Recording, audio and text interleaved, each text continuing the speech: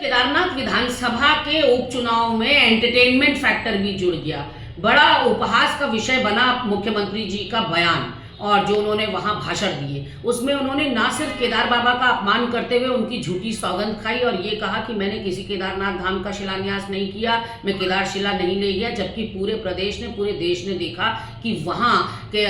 जो प्रतीकात्मक मंदिर बन रहा था दिल्ली के बौराड़ी में, उसके लिए यहाँ तक मुख्यमंत्री ने कहा कि हमारे केदार बाबा के दर्शन तो केवल 6 महीने हो पाते हैं हिमपात की वजह से, ये दिल्ली के बौराड़ी वाले केदारनाथ धाम के दर्शन 12 महीने होंगे। और तो और आपने ये कहा कि जो वयोवृद्ध व्यक्ति हमारे उत्तराखंड की भौगोलिक विषमताओं के चलते केदारनाथ धाम के दर्शन नहीं कर पाएंगे, उनको अब बहुत आसानी हो जाएगी, वो दिल्ली के बौराड़ी में ही मोक्ष प्राप्त कर लेंगे। तो ये सारे भाषण आपने अपने मुखारविंद से दिए, लेकिन इसके अलावा जो आपने लगातार 2013 की दैवीय आपदा पर प्रहार बोला और आपने कहा कि केदार घाटी के लोगों का अपमान हुआ दैवीय आपदा के समय पर,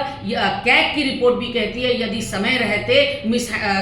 संभल जाती सरकार और मिस हैंडलिंग और मिसमैनेजमेंट ना हुआ होता तो कई जानें बचाई जा सकती थी। तो सीधे सीधे तौर पर आप विजय बहुगुणा जो उस समय के मुख्यमंत्री थे, तत्कालीन मुख्यमंत्री थे, उन पर प्रहार बोल रहे हैं। उसी विजय बहुगुणा को आपने अपना स्टार प्रचारक बना रखा है, उसी विजय बहुगुणा के सुपुत्र को आपने उपचुनाव का प्रभारी मंत्री बना रखा है और आज आप केदार घाटी के लोगों से कह रहे हैं मैं 2013 की आपदा में हुए आपके अपमान का बदला लूंगा। तो बदला तो पहले विजय बहुगुणा जी से लीजिए और क्यों उनको स्टार प्रचारक बनाया, क्यों अपने दल में शामिल किया, इसका जवाब केदार घाटी के लोगों को दीजिए। वहीं दूसरी ओर गणेश जोशी जी जो हैं वो कर्नल कोठियाल पर हमला बोल रहे हैं। वो कह रहे हैं कि केदार घाटी में आई आपदा के बाद जितना भी कार्य हुआ उसमें आकंठ भ्रष्टाचार है, मैं फाइलें खोलूंगा तो जनता हक्की बक्की रह जाएगी। तो वो निर्माण कार्य तो कर्नल कोठियाल के नेतृत्व में वहां हुए। तो कहीं ना कहीं अब ये अपनों पर ही